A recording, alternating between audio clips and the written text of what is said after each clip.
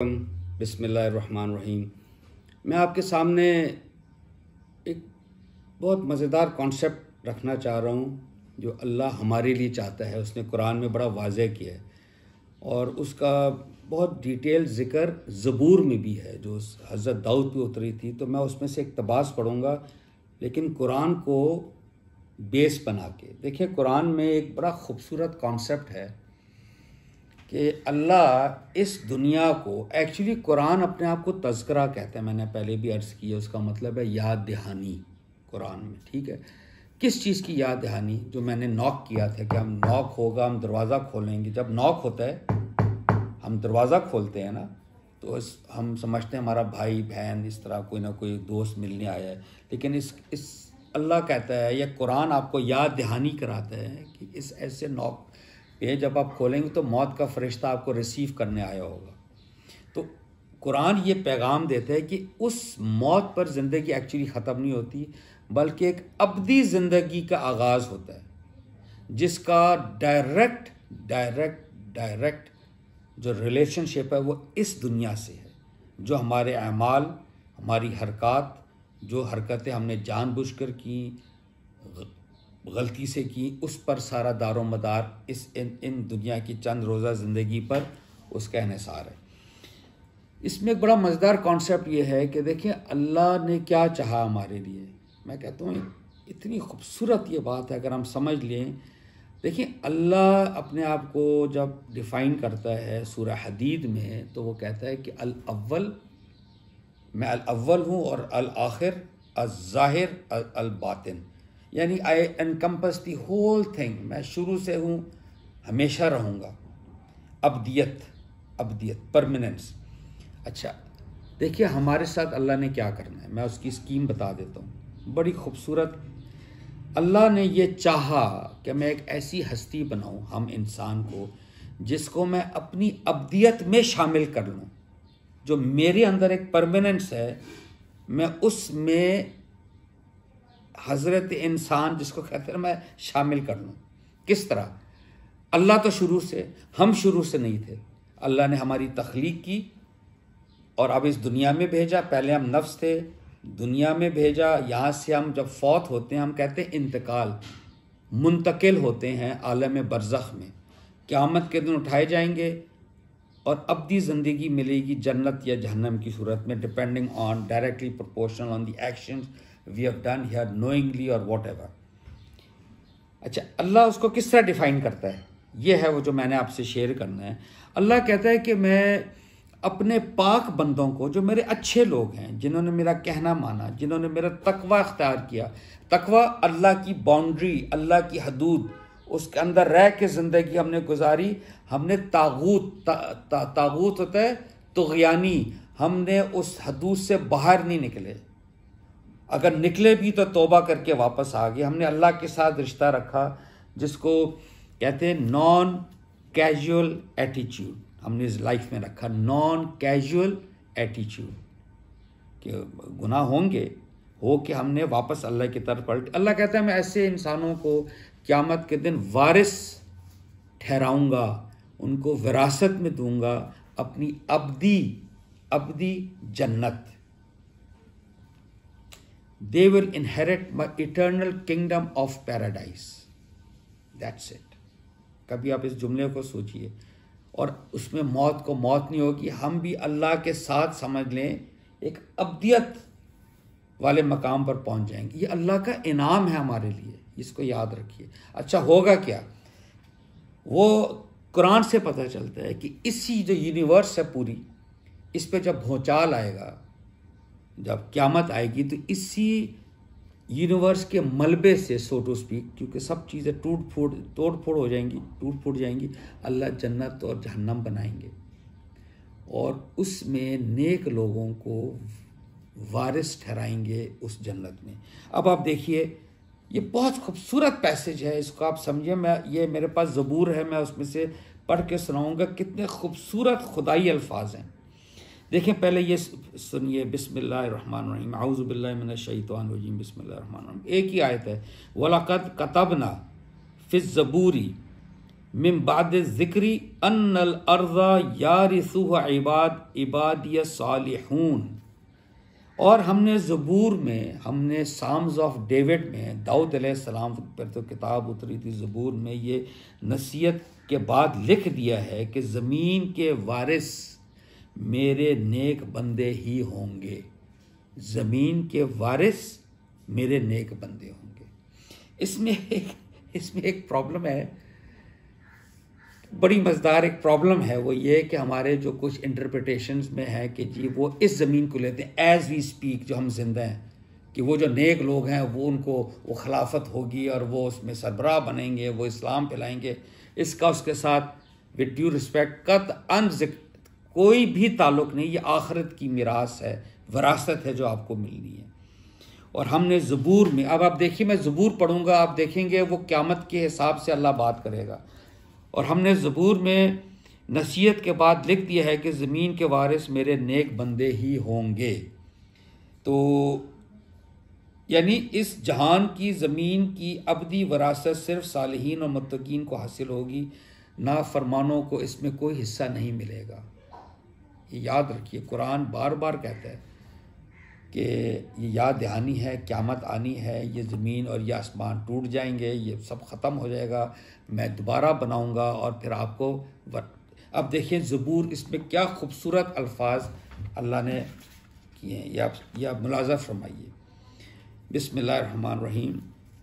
ये ज़बूर है 37 बाब 37, और बिल्कुल कुरान के साथ ये कन्फर्म कर रहा है।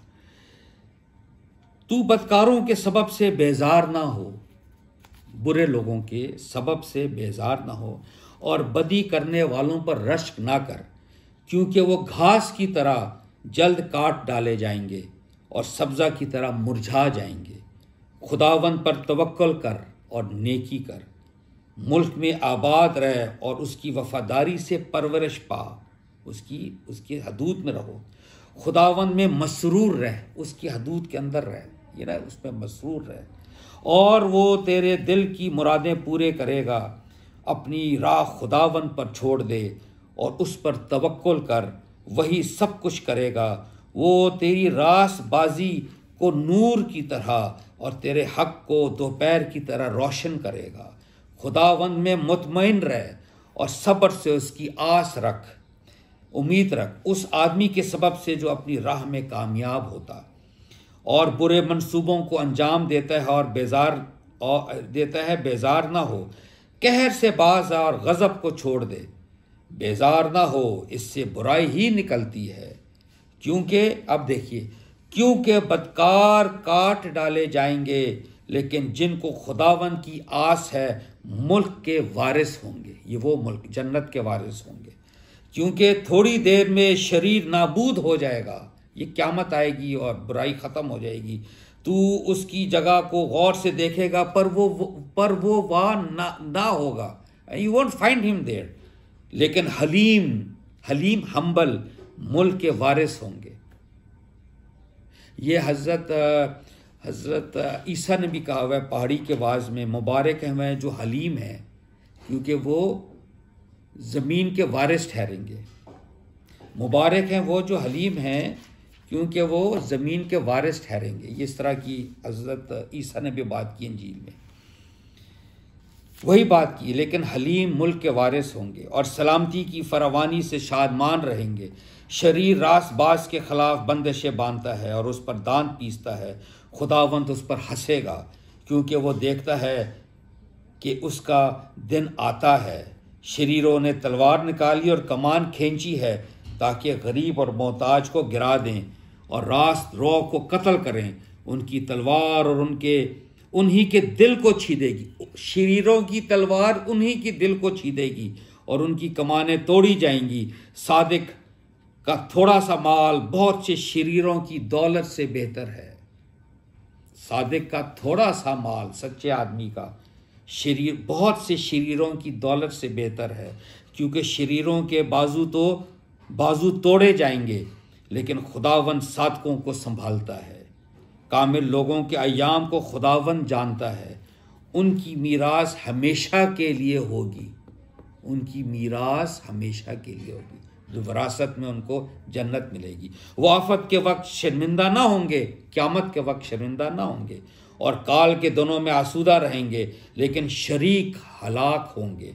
खुदावंद के दुश्मन चरागाह की सरसब्जी की मानंद होंगे, वो फना हो जाएंगे, वो धुओं की तरह जाते रहेंगे।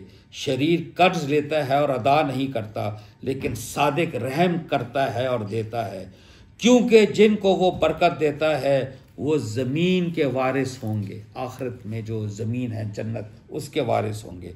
और जिन पर लानत करता है वो काट डाले जाएंगे। इंसान की रविशें खुदावंद की तरफ से कायम है और वो उसकी राह से खुश रहे है।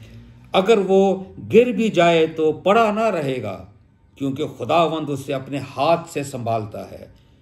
मैं जवान था और अब बूढ़ा हूं, तो भी मैंने सादिक को बेकस और उसकी औलाद को टुकड़े मांगते नहीं देखा। Beautiful word. मैं आई एम सॉरी, मैं रिपीट करता हूं। मैं जवान था और अब बूढ़ा हूं, तो भी मैंने सादिक को, यानी कि अच्छे इंसान को, बेकस और उसकी औलाद को टुकड़े मांगते नहीं देखा। वो दिन भर रहम करता है और कर्ज देता है, फिर भी देता है, और उसकी औलाद को बरकत मिलती है। बदी को छोड़ और नेकी कर, और हमेशा तक आबाद रहे, हमेशा तक आबाद रहे। वो जो जन्नत में वारिस आप ठहरेंगे, क्योंकि खुदावंद इंसाफ को पसंद करता है और अपने मुकद्दसों को तर्क नहीं करता।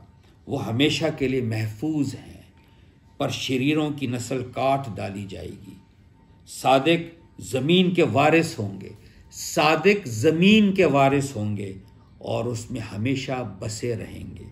सादिक के मुंह से दानाई निकलती है, अच्छी बात निकलती है, और उसकी ज़बान से इंसाफ की बातें। उसके खुदा की शरीयत उसके दिल में है, वो अपनी रविश में फिसलेगा नहीं। शरीर सादिक की ताक में रहता है और उसे कत्ल करना चाहता है। खुदावंद उसे उसके हाथ में नहीं छोड़ेगा, और जब उसकी अदालत हो तो उसे मुजरिम ना ठहराएगा। क़यामत वाली अदालत में खुदावंद की आस रख और उसकी राह पर चलता रहे। वो तुझे सरफराज करके ज़मीन का वारिस बनाएगा। वो तुझे कामयाब करके, जो जन्नत में ज़मीन है विरासत, अब्दियत, eternal kingdom of paradise will be granted to you by God. क्या खूबसूरत बात है यार। जब शरीर काट डाले जाएंगे तो तू देखेगा, मैंने शरीर को बड़े इक़्तिदार में और ऐसा फलते देखा। शरीर है ना, घूमते हैं और इक़्तिदार भी में भी बदमाशी करते हैं, जैसे कोई हरा दरख्त अपनी असली ज़मीन में फैलता है। लेकिन जब उधर से गुजरा और देखा तो वो था ही नहीं। यानी मुझे वो बुराई करते हुए लोग लगे जैसे बड़ा तनावर दरख्त है, लेकिन जब मैं वहाँ से गुजरा, that tree wasn't there any more. बल्कि मैंने उसे ढूंढा पर वो ना मिला। कामिल आदमी पर निगाह कर, कामिल आदमी, अच्छे आदमी, मुत्तकी साले आदमी पर निगाह कर और रास बास को देख, क्योंकि सुलह दोस्त आदमी के लिए अजर है। A good friend is priceless for that person. लेकिन खताकार इकट्ठे मर मिटेंगे, क़यामत के दिन इकट्ठे मर मिटेंगे। शरीरों का अंजाम हलाकत है, लेकिन सादकों की निजात खुदावंद की तरफ से है। मुसीबत के वक्त वो उनका मुहकम किला है और खुदावंद उनकी मदद करता और उनको बचाता है।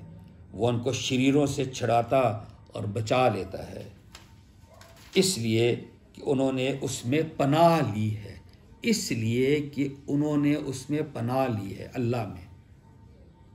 तो ये वो विरासत है जिसको देखो कुरान ने वैलिडेट किया, और ज़बूर में वही बात है कि मैं वारिस ठहराऊँगा आखिरत में अपने सालिहीन को। तो आइए इस मुक़द्दस महीने में रमज़ान की इस कुरान को हम अपनी लैंग्वेज में पढ़ें और अल्लाह की उस अब्दी बादशाहत के इंटेलेक्चुअल लेवल पे with through logic, rational and reasoning हम उसकी जन्नत पाने की जुस्तजू करें। बहुत शुक्रिया। अस्सलाम वालेकुम।